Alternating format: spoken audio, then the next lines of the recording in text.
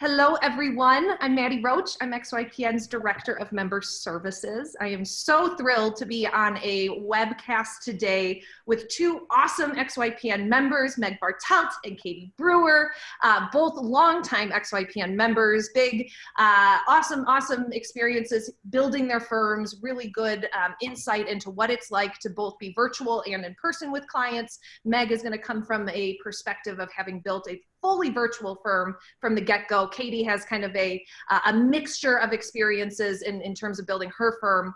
We wanted to line this call up for all of you to be able to walk away with real ideas and tools to be able to implement a virtual practice today. We recognize that the global environment that we found ourselves in has changed the way we work just a little bit, if not a lot of it. But for some advisors and business owners like Meg and Katie, the change hasn't been too big. And that's because they have the infrastructure and the processes in place to be able to effectively serve their clients in a virtual capacity for however long we all may need to. So a lot of you have already submitted questions. I vetted those. I want to make sure that we're really hitting the hot button topics today. If your question does not get answered, please don't be offended. Come on back to another call and we'll try to get it answered. But today we're really going to be addressing what are the things that you can implement and change today about your practice to be able to reach the clients and serve them in the way that you want. So without further ado, I would love our wonderful callers, our members, to introduce themselves. Meg, I'll let you do the honors. Sure. Go ahead and give a high-level view of what you've built and why you are on today's call with us. Yep. Hi, everyone. I'm Meg. I run a firm called Flow Financial Planning. I live here in Bellingham, Washington. Launched my firm. Next month will be my 4th anniversary. Yay. And as Maddie mentioned, it has been virtual since day one, kind of necessity because the people I wanted to work with don't live anywhere near me. And it's turned out to be a real blessing, actually, even before the pandemic and the quarantine. Let's see. So at this point, my firm looks like we're working with about 45 clients. I have 2 employees who are both virtual. One's a client service associate, one's an associate planner. We work specifically with women in their early to mid-career in the tech industry.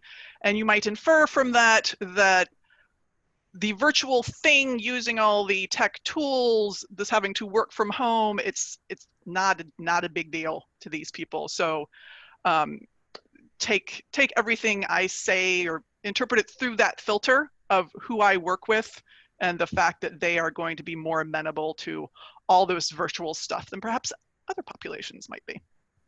Good point. I know that there were a couple questions about what clients specifically are more inclined to work virtually than others. So maybe you can address that. Katie, go ahead and introduce yourself, your firm, who you work with, how many clients? Yep. My name's Katie Brewer. My firm is Your Richest Life. It's been open since 2014. Man, that's a long time. It feels like just yesterday. So we're coming up on 6 years now. I've been hybrid for a while, but I probably have 90 to 95% of my client meetings virtually, exactly like you're seeing here. The setup, this headset, this background. So I very occasionally go into my office, usually just if I need to get away from my house because there's a bunch of projects that I just don't feel like doing and I'd rather clean baseboards than do them. Or I do have a few clients that like to meet in person, and so I tell them, great, let's go meet in person. Even the clients that I meet in person, I do make sure that they know how to get on Zoom, and we will cover that later. But there are some, I would say, like kind of resistant to doing this clients that if I can just get them to essentially bring a laptop in with them, get them connected, then it's like not a problem. And then they're like, why do I drive to your office? I could just do it from my house. Great. As far as clients, I've got about 40 ongoing clients. Most of my clients, I would say about half of them are physicians. The other half are probably like high income professionals under 55. So that's kind of who I work with. And then I've got 3 people that work with me part-time. 2 of them are financial planners. One's focusing on financial planning, one on operations right now. And then I have a marketing person that's worked with me for quite a while that helps out with content, blog articles, sharing social media and stuff like that.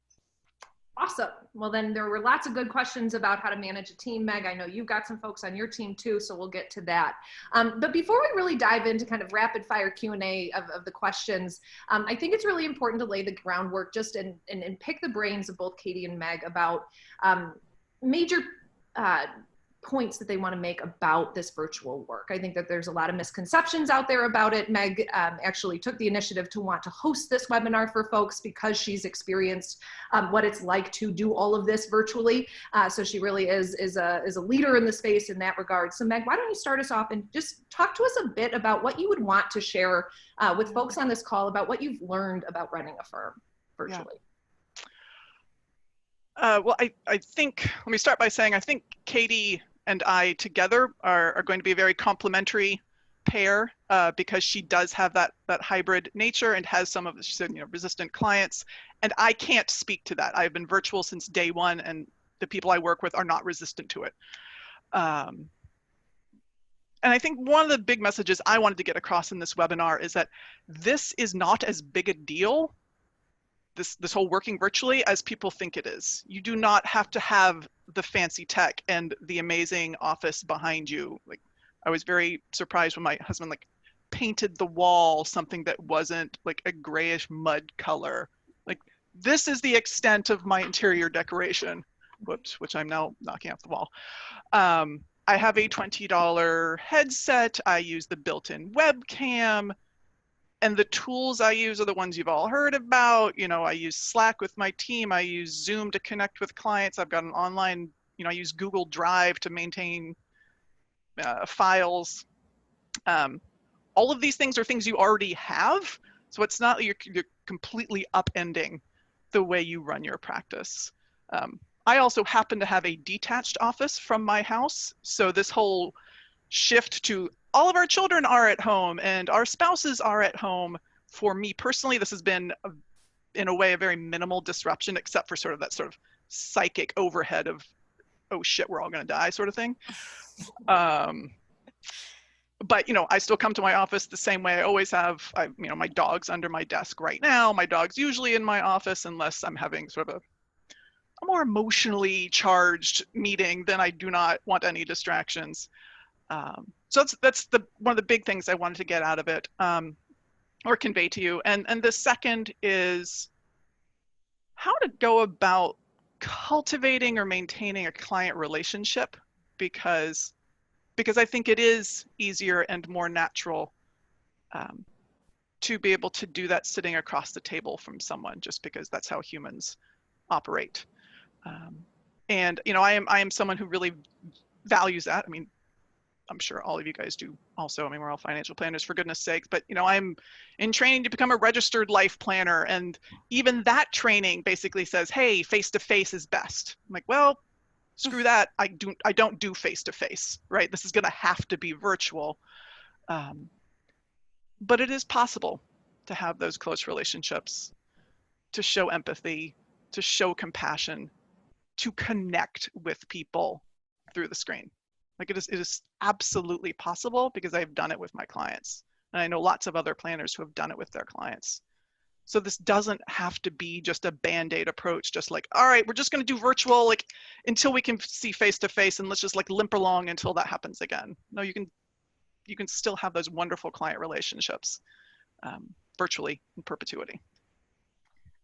Meg, why did you build a virtual firm from the get-go? Oh, yeah. I think I mentioned earlier that where I live in Bellingham, Washington, there are a few fee-only firms. I knew I wanted to work for fee-only, but they're also fairly traditional. They worked with older clientele, pre-retirees or retirees, the $500,000 minimum $1 million minimum. And I'd worked in firms like that. And, older wealthy people need love too. I just wasn't interested in giving it to them. I wanted to work like we all do. I wanted to work with people like me. I used to work in the tech industry. I'm a woman. It seemed a natural fit. And there just aren't women in tech who work here. So really that was the impetus, and all the other benefits that accrue to a virtual practice, I sort of discovered later. But really the motivation was, well, there are no clients where I live. I have to go on the intertubes to find them. Wonderful. Katie, how about you? What is kind of the main theme that you would like to convey to our listeners about working from home and virtually? Yeah, I think, in general, financial planners sometimes tend to psych ourselves out. I think that's because we, by nature, are so analytical that we kind of think of all of the what ifs. And sometimes that means that we're not willing to try new things. And so, sometimes it makes sense just to like take your kindest, most forgiving client and try it out. And, if it's a complete crap storm, then you know what, it was your kindest, most forgiving client. And you could say, well, thank you so much. I'm going to send you some cookies for experimenting with me on running a virtual meeting.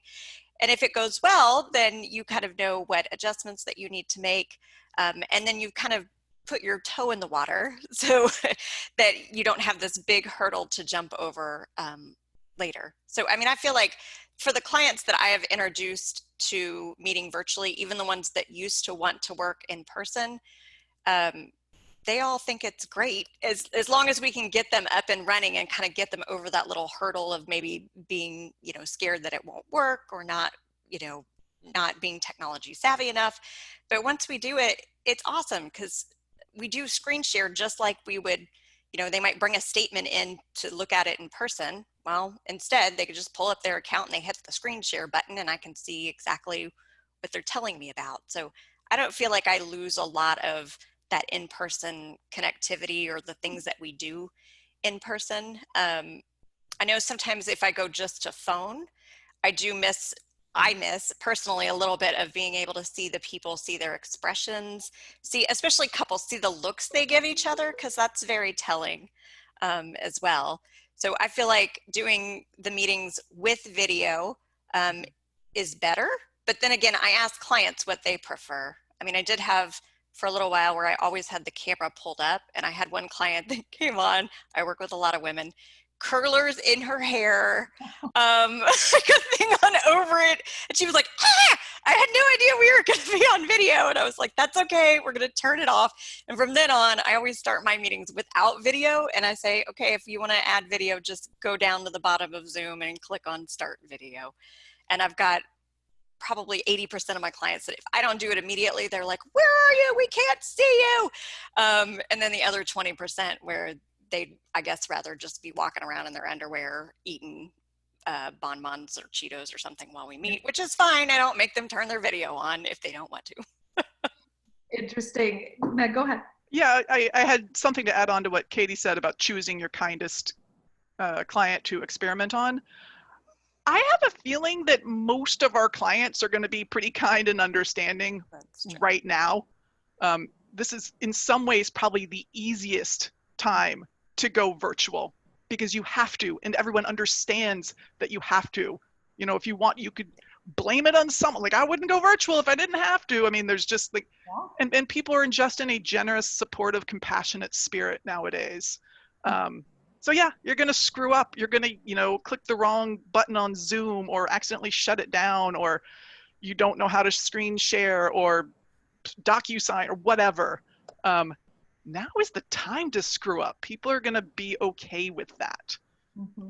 Mm-hmm. Yep. And they're likely using video calls to do, maintain other relationships too, as we've kind of gotten into this. Meg, you mentioned really being able to establish trust over video. I'm wondering what tangible tips do you have for that relationship? Because it is different than being in person. Yeah. As Katie mentioned, having video enabled on both sides. It is very rare that clients don't have their videos enabled. I just started working with a young couple who they both work at Apple, and they were meeting with me while they were at work, and they're my first clients at Apple, and I did not know what sort of security obsessed freaks Apple people were, because they're like, we're at work, we cannot enable our webcams. I was like, oh, all right, well, basically we'll work with it today because we're already on it, but really it really is essential to the relationship that we be able to see one another. And so, in subsequent meetings, they were able to, meet from home, or what, they made some changes on their part. So I do make it clear that seeing one another is an essential part of establishing that connection. And a lot of the other stuff is just, it's just doing to a screen what you would do in real life. Make eye contact, you know, as best you could. I know there's the whole webcam and then face in the screen problem. You know, make eye contact, make sure it's not some like weirdly, like you're looking over here sort of thing and they're looking straight at you.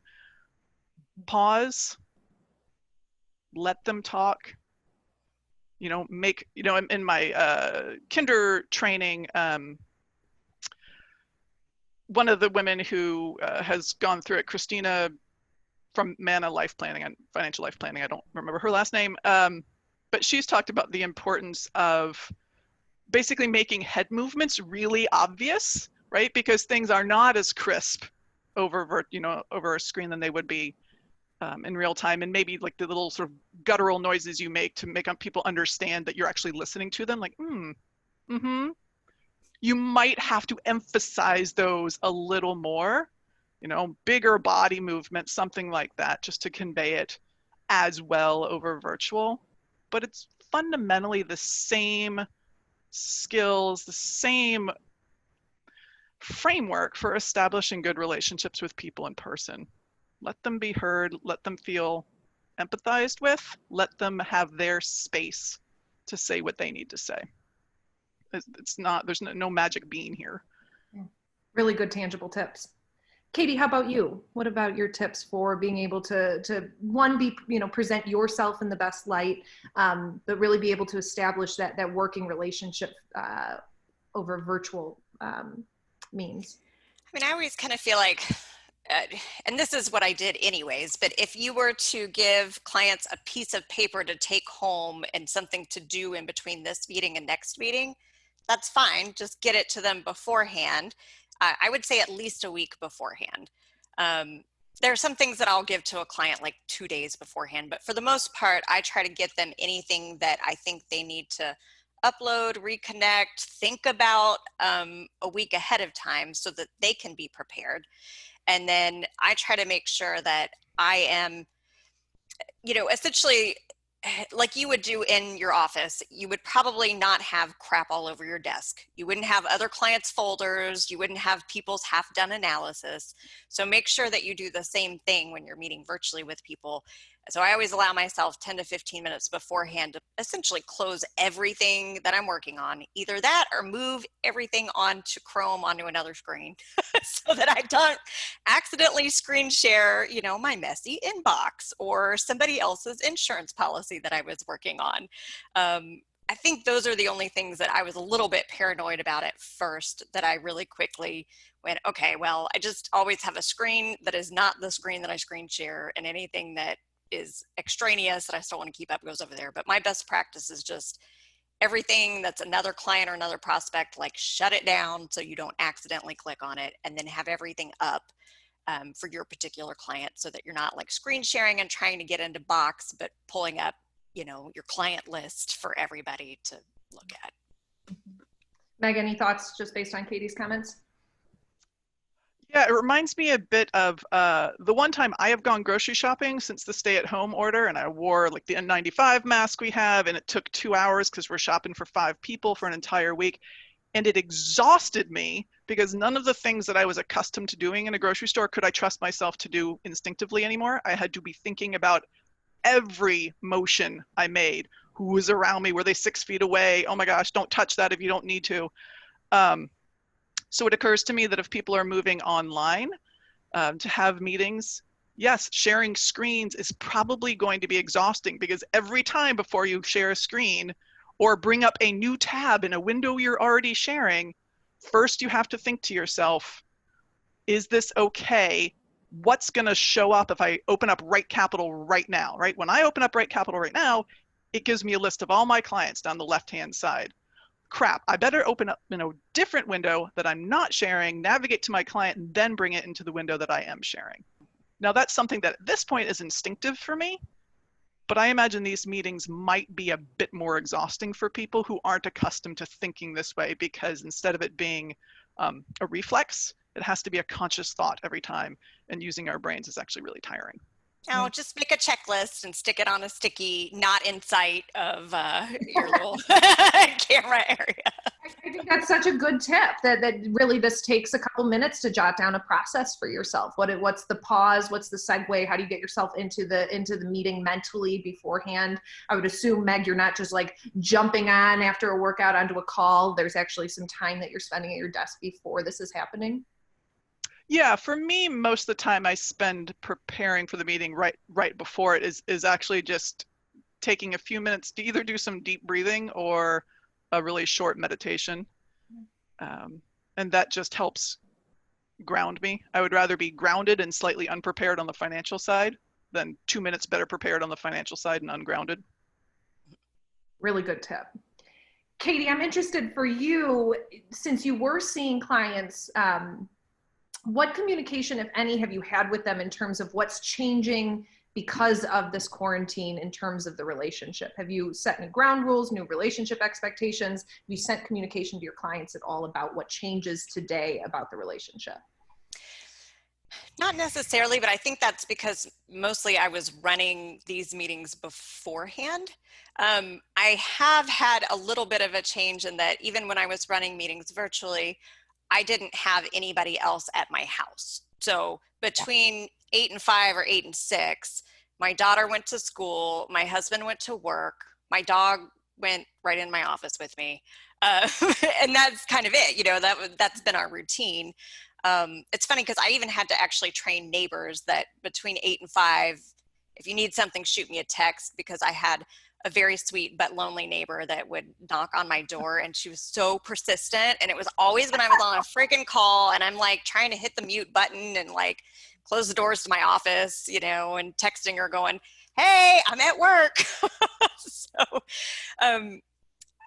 honestly, like if I look back, I think those are the biggest things that changed for me when I needed to or wanted to start working from home mostly, were just to kind of set boundaries with like neighbors and friends. Know that you always want to multitask, but you really can't. If your lawn people are coming over and you need to talk to them for 5 minutes, cool. Put it on your calendar. Don't put it on your calendar in the middle of an hour and a half long plan presentation. It's not gonna work. It's not gonna happen. Mm-hmm. So I think those were kind of the biggest switch that I needed to make whenever I went virtual, is that you can't be like doing all the things that you do on the weekend and doing things that you do at work unless you schedule them in which case, great. Like, have a call. I go just dance every day with my daughter, but she has to check in the morning to see what 20-minute time frame I'm available. So that's kind of like our little break. We get to do something together. But you know, if you wouldn't do it in a meeting with a client, don't do it in a virtual meeting with a client. So that means like turn your cell phone off. I actually have a sticky note on my doorbell that says, please don't ring this, virtual meetings in progress, because I apparently have a million Amazon and Target things coming to my house. So what I found is every time that someone was coming up, my dog would freak out, which I can't really help besides hitting the mute button. And also the doorbell would ring and I'd be like, dang it. So, I mean, some people care about that and some people don't. When I started working virtually, it was kind of ingrained into me, like, your clients should not know if you are at the office or at your home office. Like, it shouldn't be blatantly obvious. There shouldn't be underwear hanging off of a thing in the back. You know, your kid hopefully won't be like on your lap, although it may be inevitable right now. So, and if that does happen, that's fine. I think the only thing that's different for me is I've told some of my clients when I have a longer meeting, like a 90-minute meeting, like, hey, my daughter's normally not here when I do calls, but she is. So yeah. I'm going to probably take like a 2-minute break, 45 minutes in. I just wanted to let you know and make sure that that's okay. I'm just going to make sure she didn't burn the house down. You know, really? And as long as I do that, they're absolutely fine with it, whether they have kids or don't have kids. But I'm not like, hey, I'm going to interrupt our meeting 17 times so that I can help her with her homework over here, because that's not an appropriate personal work life expectation. Yeah, really good tangible pointers. I love the sticky note idea.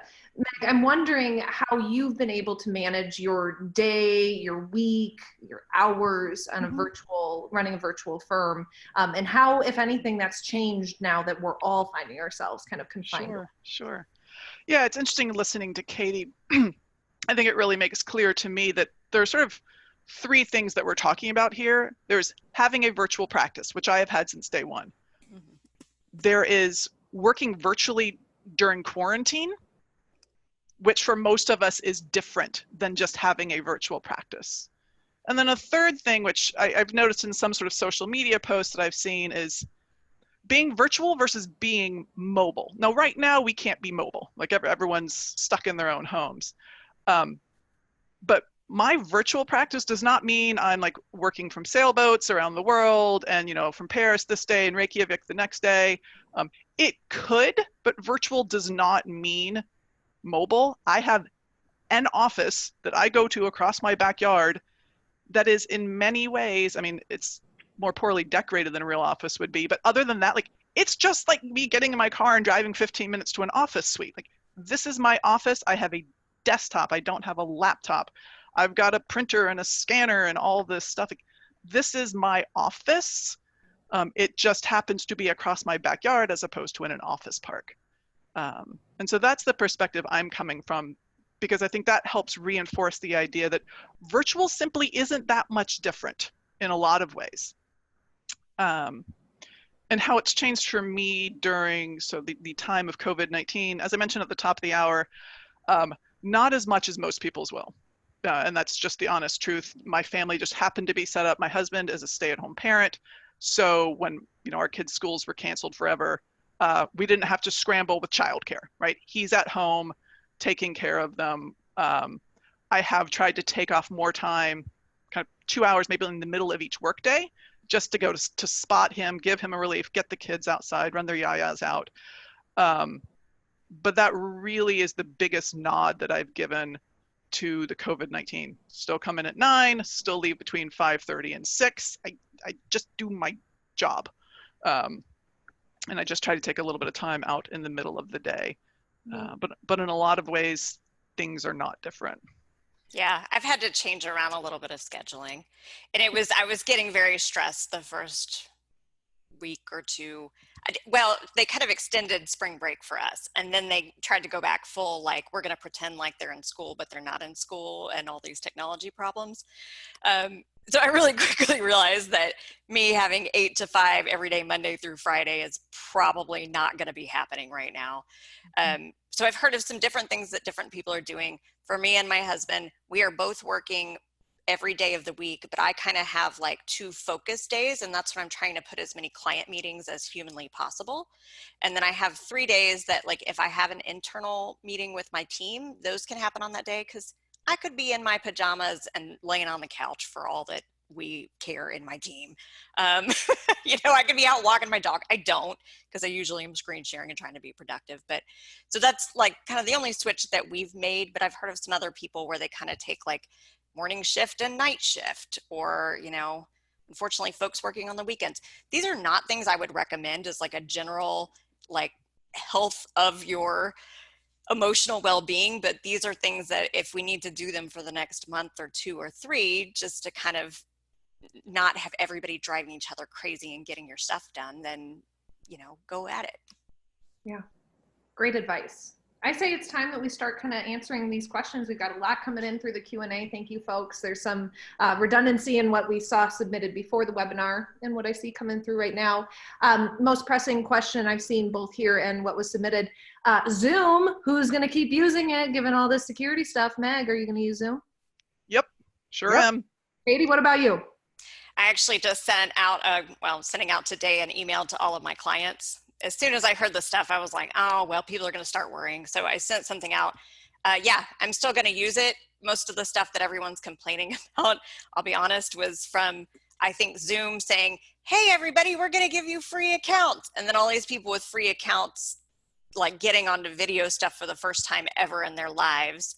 And then unscrupulous people deciding to bomb Zoom meetings. But somehow that got all of this press. And I'm like, that doesn't mean that the software itself isn't good. Honestly, it means the CEO tried to do something really nice for people and it kind of backfired on him, and it ended up with negative publicity. So I'm just communicating with my clients why we use Zoom, why it's good, what we do with the information, what Zoom does with their information with a link to the privacy stuff, and essentially immediately addressing I've been doing this for 6 years and I've never once had some rando person join our call, but it's because we have a different meeting ID for every single one. I don't reuse them. We've always had a password, just basic things like that. Yeah, great. Yeah, I would like to add to that. One, again, who's your audience? Who are your clients? My clients are all in the tech industry. I don't think any of them have an expectation that software does not violate your privacy in some way. I mean, it is a cynical and I believe highly realistic perspective on technology. If I were working with a bunch of 70-year-olds who were afraid of technology, I'd probably be a little more aggressive and either, as Katie was saying, like proactively explaining why we're still using it and here are the ways we're going to sort of protect you, or switching. And then there's a lot of just good user hygiene stuff that you can do. Katie was mentioning using a password. I lock all of our meetings after all the attendees are in there. We have the same meeting ID every time, and I have for 4 years, or 3.5 after I fled Join Me screaming. You lock all your meetings after the attendees are there, and then no one else can join. We don't, I screen share, but we don't really communicate any other information via Zoom. We don't record our meetings. So there's a little bit of just sort of, from a security perspective, shrinking the target of what hackers might be able to shoot at. And then Zoom is clearly like rapid fire sending out security patches. So I mean, I am reassured by that. We have proper user hygiene, and my clients are not like teenagers attending a classroom where I'm not, my clients are not going to Reddit with my meeting ID saying, hey, everybody, why don't you like show inappropriate pictures, Zoom bomb, my meeting with my financial planner, which is sort of one of the use cases for these horrible situations. So yeah, I'm still using Zoom, and I don't anticipate sending anything out to clients unless someone talks to me about it. Yeah, great perspective. You both are managing teams, and this is an important thing to address for the folks that have not been running virtual practices. What are some of the big pro tips that you have for managing a team remotely? Meg? Yep. I use Slack. We have a paid version of Slack. And we don't have any rules set up as of yet as to like when you can communicate with each other. There's no equivalent yet of like the closed office door, do not bother me. But of course, it's a lot easier to ignore someone pinging you in Slack than it is to ignore someone in your office door knocking. And we have an hour-long team meeting each week, and then I have a one-on-one meeting each week, and we do that via Zoom. And that's really that's the same thing I would do if I were running an in-person physical practice. So we have those all on Mondays. That sort of sets the tenor for the week. If we have to, if there's like a meaty problem that we have to work on during the week, Slack's not going to do it. Slack is not for sort of profound back and forth brainstorming kind of things. Then we just hop on Zoom.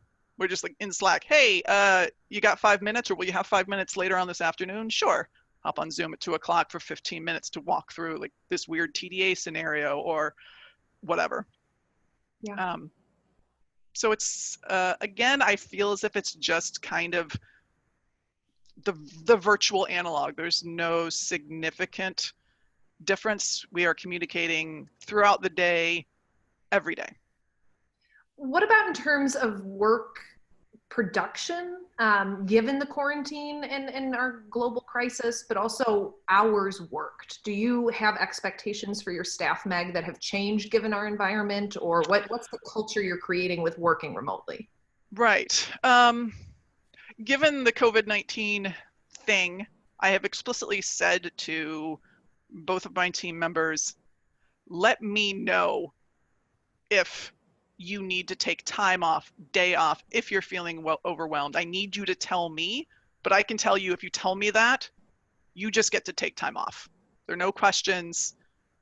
If we need to push a client meeting, we will. In the latest communication to clients, our quarterly newsletter, I actually said, hey, all clients, we are trying to take care of ourselves so that we can continue to take care of you.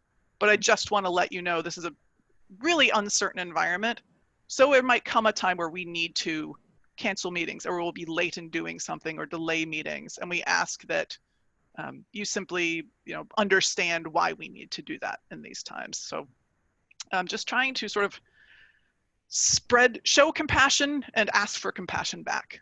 Yeah, great. And I keep hearing a theme of kind of expectations and being more communicative than not about just what may change given our environment. And to be able to let clients know that earlier than later, I'm sure would be doing them a big service. Katie, what's your experience been managing remotely a team, and what kind of meeting cadence do you keep the team on, do you have any tips for folks that are finding themselves for the first time ever not going in 9 to 5 to an office with their team?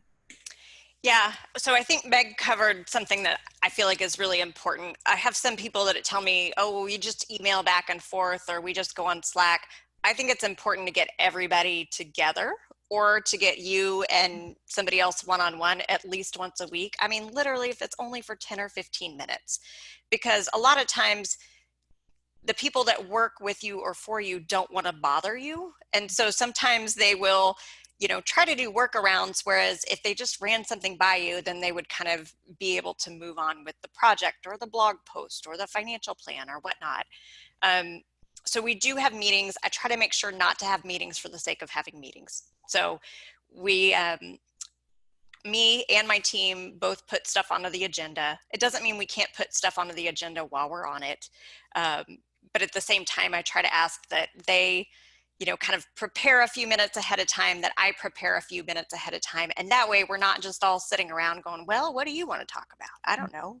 Let's think about what we want to talk about. Because I feel like meeting time should be spent actually meeting, knocking stuff out and figuring out who does what next, and not just, let's get together just for the sake of thinking about what we all need to be doing next. Yeah. And to Meg's point, the compassion component, I've heard that word so much over the past month, and it's been so nice to have that be part of everyone's vocabulary again. But part of being a manager, of course, is to have compassion for your staff. And even if it's virtual or in person, to be able to get into a cadence where you're allowing some just private time to talk about work and how you're feeling goes so far. Yeah, all three of the people that work with me have young kids. So I've kind of told them, I know that things are a little bit different now. So for one of them, she has 2 young kids, and she usually has a nanny come in, and that's when she does her work time. Well, guess what? Her nanny can't come in because of all of this COVID stuff. Her husband's also working from home. So for her, she's got probably 5 things more or less that she works on every week. And we've just talked about, okay, these 2 are the important ones. And if these other 3 get pushed, it's not a big deal, putting clients into Wealthbox and marking them as a client versus a prospect, would it be great if it's up to date? Yes. Is it going to kill us if it's not? No. So I think just being able to communicate not only what needs to be done, but also always circling back and saying, here's the priority items, and here are the things that would be nice if you could get done, and here's just get it done when you can get it done, because everybody is living kind of in a different time right now. Mm-hmm. Mm-hmm. Change the subject to tangible advice. Meg, do you take notes on a yellow pad or on the computer when you're screen sharing, things like that? Ideally, I do not take notes at all. What? No, Maddie is the name of my associate planner. Oh, hey. Yes. And ideally, she is in all the client meetings with me. So she and I usually log in a few minutes ahead of time. Sometimes I'll one of the reasons I like logging into Zoom a few minutes ahead of time is sometimes my webcam's not working and I just have to reboot. For some reason, my iMac does that. So log in a few minutes ahead of time, and then we just shoot the shit, and we're shooting the shit when clients are logging in, and that's cool. We're not formal. And then she is there, Maddie is there, and mostly she stays quiet and she's recording notes. Occasionally she will have, information. She'll have the information instead of me. And then after the meeting is over, I explicitly remove, that's a Zoom feature. I remove the client, and so they're not in the meeting anymore. because I did have a very embarrassing moment earlier on when I thought the client had left the meeting, and thankfully I didn't say anything bad about her, but I commented to, I don't know, it was Maddie or someone else. I was like, man, she's a talker, isn't she? Thankfully we had a good relationship. Anyways, embarrassing. So now I explicitly remove clients at the end of the meeting, and then Maddie and I can immediately have our debrief where we go over, any questions she had, because sometimes we get into really finicky things about like stock compensation. She's like, dude, I did not follow what you said about that. And so I can explain that, or we'll make sure that we have the right tasks coming out of it, and we decide who gets it, Maddie, Janice, me, or the client. Any follow-ups, just the typical meeting debrief, but we do it immediately after the meeting in the same Zoom call after I've removed the client from it. Got it. I'm glad you told us that story, because the question was, what's your most humiliating moment when working virtually? There you go. Yeah, it might be that. Yeah. Okay, and I love that you're learning through your experiences. One of the best parts of having an onboarding process is that you get to, iterate on it every single time and change it, make it better. Another fastball question to you, Meg, and then to Katie. Folks are hearing that it's best to have 2 screens, are you saying? One with your video, one with screen share, or what are your monitors set up as? Nope, I've got one 27-inch iMac. Nice. Done. Katie, what are you working on? Yeah, I've got a laptop that is a little bit smaller. I bought it for that reason because I felt like every time I went to a conference or whatever, I was hauling a 7-pound laptop. So I've got an HP Spectre, which I think is kind of like the top of the line HP. But then I have another screen. I really like it for when I'm working on financial plans, but it also comes in handy whenever I'm meeting with clients. The only good/bad thing is if my camera is here and my screen is here, which it is, then I have to tell people I'm not like looking off into space because there's some hot guy that's jogging by my house. I'm actually looking at your financial Not this time, at least. So that's the only like weird thing that pops up sometimes with having a second screen, is if you have up the thing that you're looking at or presenting over here and your webcam is here, you're kind of taking away a little bit from the we're meeting in person and I'm looking at you while you're talking thing.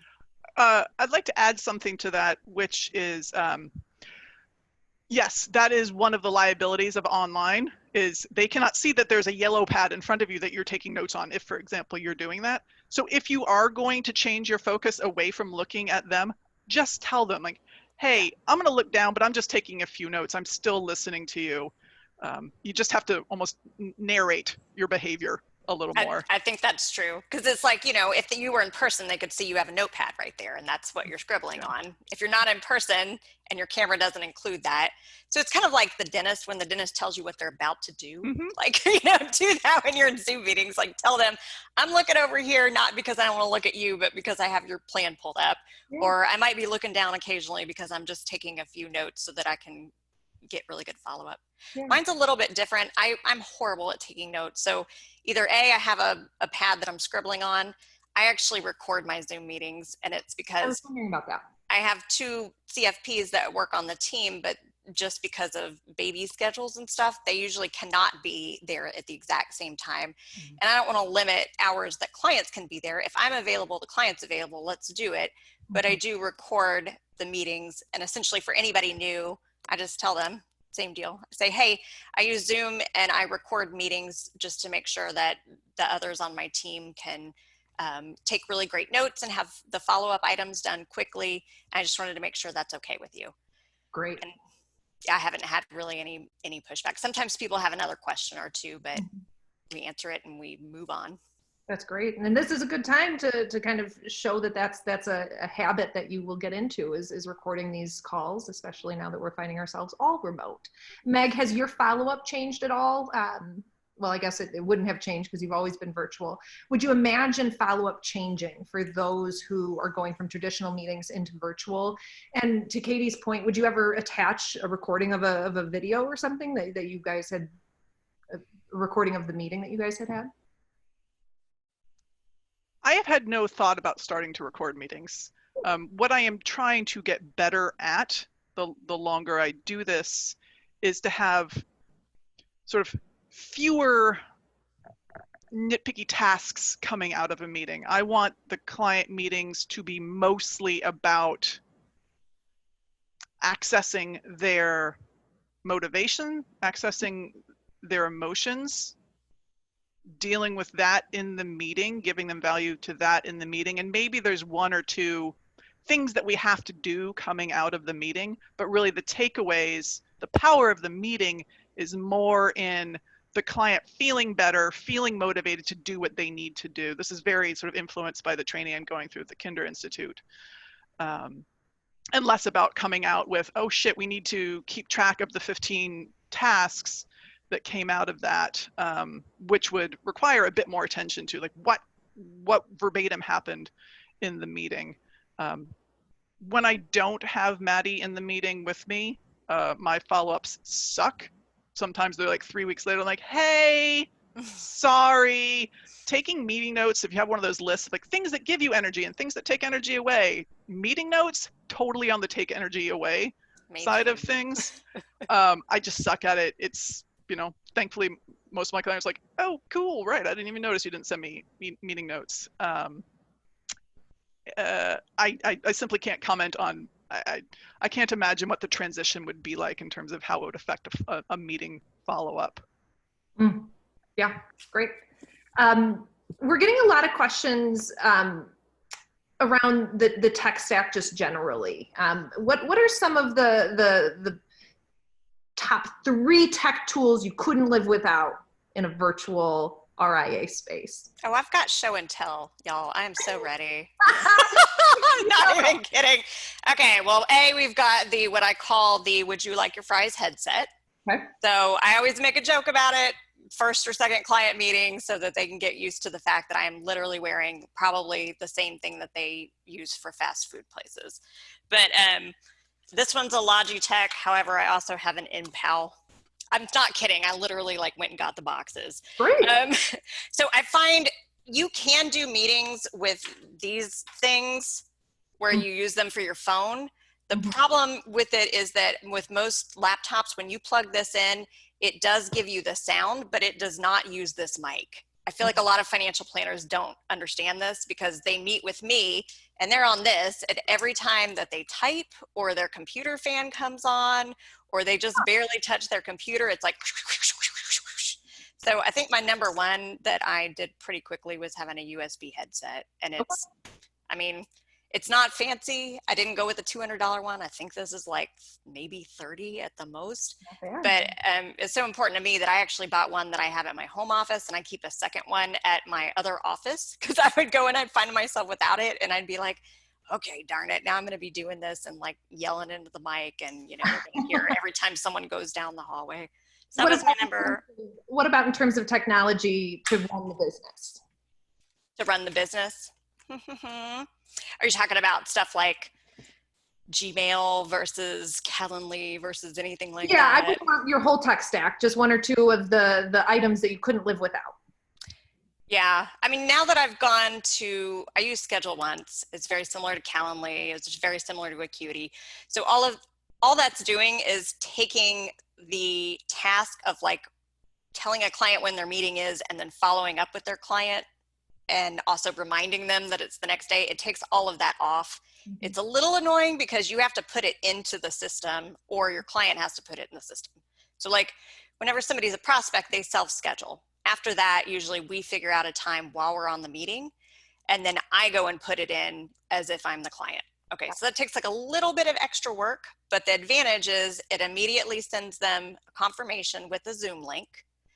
It sends them something 2 days beforehand with a reminder. And so if they're like, oh crap, I scheduled that 6 months ago, I totally forgot about it, I can't do it. They don't have to get a hold of me and then me get a hold of them. They literally just click on the thing that says reschedule, they find another time. And then it emails them again, I think 2 hours beforehand. So if they've forgotten where the Zoom link was or whatever before that time, they now have it in their inbox 3 times. So I think that's probably my favorite little bit of tech that I really lean on. Yeah, if you're not using that already, folks, and you're on this call, go and grab a Calendly or Schedule Once. Meg, how about you? Yeah, I think of this in sort of two categories. One is tech you should use just in a modern financial planning practice, right? Whether you are virtual or physical, Right. use a goddamn scheduling tool like that. Just do it. So You're going much. to have a file management system, right? We use Google for Work or whatever its most, recent name incarnation is.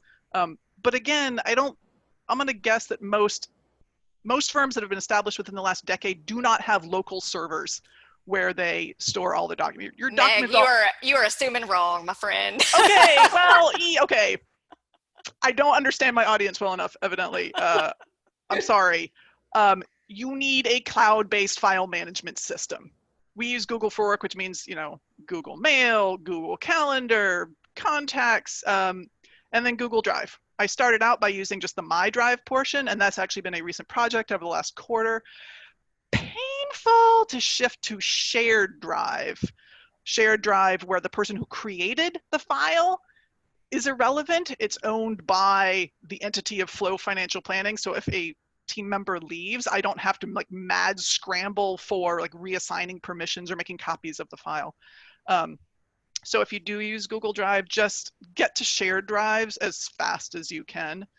And then and then I'd say the other box and share file, and then whatever your e-money, Right Capital, yes. Those all have vaults in them. They're just not those are more just you and the client, not you, the client, everybody else in your firm. So we get all of our files from clients through the vault in Right Capital. It's basically a one-way thing. That's just what we do when, data gathering. Clients, please upload your stuff to the vault in Right Capital. It's gotten better. It's still kind of clunky, but for all the us sharing with clients and us doing our internal work, it's all in shared drive inside of Google, I'd say. Great. Any other tech can't live without, Meg? Oh, well, I mean, I could go Zoom. Obviously, I have to have some sort of video conferencing tool, and as much talk as there's been about Zoom, I did use Join Me, and it was horrible. And Zoom just seems to be, security aside, it seems to be the most usable tool out there, as far as I can tell. I can attest. I used GoToWebinar for 2 years before I started my own. And it was at least 10 to 20 minutes of the time we spent troubleshooting the stupid, connections. Zoom, I think you can use without even downloading it, both on your phone and your computer. Yeah. Although that might have just changed with the most recent security updates. They just sent out an email this morning about that. So Zoom, Slack, I also use Schedule once, the whole Google for Work thing. I probably use others, but again, none of those would be specific to running a virtual practice. It's just cloud-based apps, which hopefully people are all moving to cloud-based apps now. I'm doubting myself about there may be another webinar in order here to dive deeper into that, because I think, to Katie's point, there are probably a number of folks on this call today that are looking at their desktop thinking, oh man, I should have some of my files up in Google Drive. Yeah. That is a big conversation. I want to reserve a couple minutes as we round out this conversation today to talk about how are you going to grow your businesses now that we're confined to our homes? Meg, you have really great experience here. Maybe I'll ask you as well, but Meg, take a couple minutes and explain how you've been able to market your services without showing up in person. Sure. Yeah, and I'll definitely do that. And I just want to start by saying, I don't know if my advice is really helpful in the short run. Because my advice is, hey, start content marketing, and then a year from now, it's really going to start bearing fruit. Because that was my experience. Now, when I started, I had 0 clients. And so no community out there who could see my stuff and share it with their closely allied coworkers or friends or whatever. So if you already have an existing practice, you probably have you'll have more momentum from day one than I did, because that was 0. So for me, it's all been about content marketing. I like writing. I am a good writer, so I've been a blogger. I have not done any of the other kinds of content marketing. Had a more or less weekly blog for the last 4 years. It slowed down a little bit of late. At first, when I wrote blogs, it was just, the equivalent of pre-tax IRA versus Roth IRA. But that was just sort of to get the flywheel going. And then eventually it was, these are the questions that prospects are asking, or their clients are encountering. And so I can write extremely relevant blog posts now very easily because I've already answered it for a client. Now I just like vomit it out onto a blog for everyone else in the women in tech space to see. There's that. There are, in my case, there are online communities where women in tech gather. My philosophy has always been go to where the fish are. Don't try to build my own pond because freaking no one knows who Meg Bartelt is. Not true, Meg. Well, not anymore, but no. You know, there's this Tech Ladies online forum. It has 50,000 people in it. And I go there and I am kind of like at this point, one of a very small handful of finance professionals. There's Women 2.0, which is another women in tech organization. They have a Medium blog, and everyone out there is looking for free content, and I am happy to provide free content that links back to my blog and, you know, showcases me as an expert in issues relevant to women in the early to mid careers in tech. This Tech Ladies organization does webinars. They have people do webinars. So I've done webinars, again, through them. They've got an audience they can advertise to of 50,000 people. And then 150 of them show up to the webinar. It's a tremendously tiny turnout rate, but like I couldn't handle 150 clients. Like so I've just found where my clients live, where my target clients live online, and I go there and provide just free value. Blog posts, webinars, answering questions, offering, I mean, at this point, offering my services to anyone would be really helpful. Yeah. Great. Katie, 1 minute. What do you think about that? It's funny because I agree with Meg in that when I started, I kind of had the 3 things that I was going to do, but one of them was start creating content and start building out the website. But that's always, you're going to have a 1 to 2 year lag time on that. So just, you know that if you put out 3 YouTube videos or you put out 3 blog posts and you're like, where are all the clients? It's not going to work like that. But I did that and hand in hand with speaking, which right now, if you're stuck inside, you can still do that. It's just that you do a Facebook Live or you do it as a webinar, or, you know, you have to get people there. But even if you don't, who cares? Like if you do a Facebook Live and literally it's one person, they usually keep it around for a little while. And that's, you know, you providing valuable content that people can see.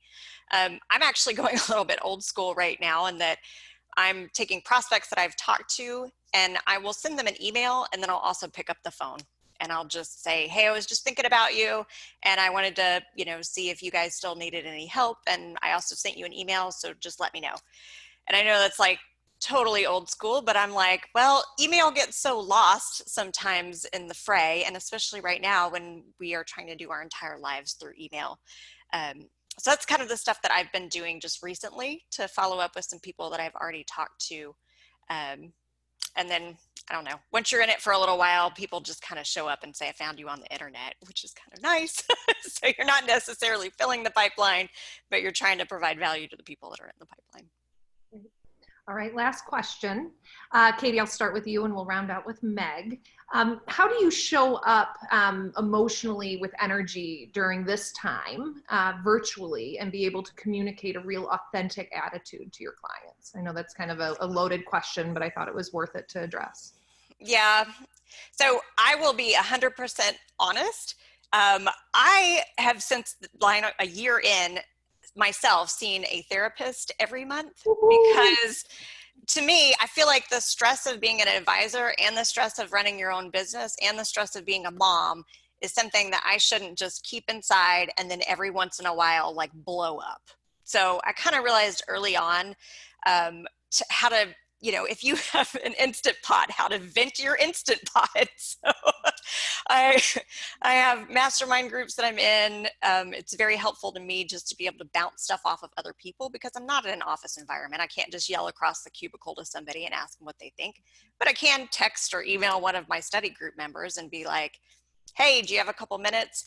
And if I'm having a really rough day, which has happened sometimes, especially if I have like a client leave and it's one that I didn't think was going to leave, every once in a while that happens. I give myself permission to give myself whatever I need, like a couple hours or a day. I try not to reschedule all my clients, but if I really have to, I will. And then I, you know, kind of lean on my other community members or mastermind friends or my therapist and, you know, make sure that I am at a strong enough point especially right now with everything that's going on, to be able to be there for my client and not be faking it and not be stressed out myself. Because I feel like clients can feel that energy coming from you. Great. Meg, how about you? How do you keep yourself sane? Ramping up the self-care even more. I exercise for longer every morning. Plus one of the therapists. My husband and I have had a marriage counselor for 4 years now. We have a meeting tomorrow. And in terms of being authentic with clients, I have found myself crying a lot more over the last month, just because of the never-ending, just the heavy weight of the pall of the coronavirus, the uncertainty. And I just share that with clients. You know, I try not to cry in meetings because I don't want to be sort of leading the emotion of the meetings. I want the clients, their emotions to lead, and I want to honor those emotions. But I admit to my human emotions, right? Yeah, I'm feeling stressed out, or yeah, I just cried yesterday, or, and it's a way to connect because everyone is doing that. Maybe they're not crying, but it's coming out in some way. And, I hate the word authenticity because but I mean, but the essence there, like the meaning what we're getting at is, there should be no expectation that we as advisors have it all together at this point, right? If it were just the stock market drop, okay, maybe. We've been through that before. We can be all stalwart and stuff, stick with the plan. But this is new for everyone, including us, and admitting to our human frailties, our human weaknesses, our need for compassion and love and support. I'm forthright about that. Yeah. Beautiful way to end this call. Katie and Meg, you are both such leaders in our community and in this move into the virtual space. I hope this call was helpful, if not fun or inspiring to all of our callers. I so appreciate all of you dialing in. I know that there's not all that much we could be doing today other than servicing our clients and getting on with our lives, but thank you so much for jumping on. We're going to circulate this hopefully afterwards to anyone who wasn't able to attend. You can find both Katie and Meg online at their websites. Thank you both so much. Everyone have a safe, wonderful, great rest of your day.